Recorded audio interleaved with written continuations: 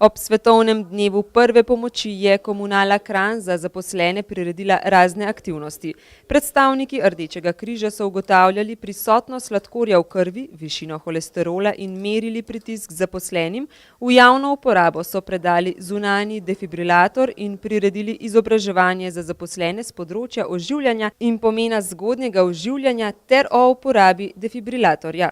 Kot družbeno odgovorno podjetje želimo slediti ciljem naše širše družbe, to je med drugim tudi varnost oziroma izboljšanje zdravstvene varnosti naših občanov in uporabnikov. Za namestitev defibrilatorjev je dala pobudo Mestna občina Kranj. Trenutno je v Kranju 5 javno dostopnih defibrilatorjev, od ponedeljka smo tako bogatejši za še enega, tokrat pri Komunali Kranj. Naša družba oziroma naše podjetje ima eno zelo dobro lokacijo, se pravi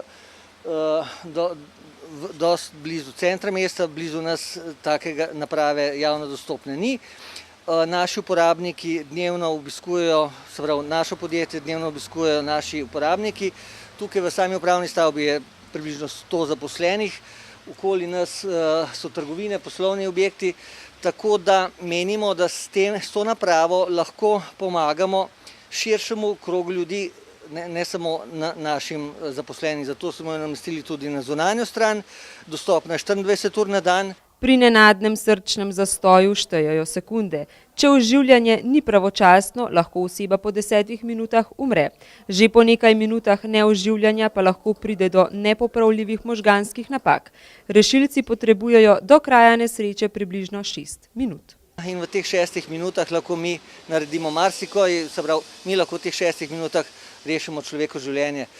Prav gotovo pa ni dovolj, da imate nameščen samo defibrilator na vaši stavbi, potrebno je tudi izobraževanje in vi ste se odločili, da ga organizirate prav na 11. september ob svetovnem dnevu prve pomoči.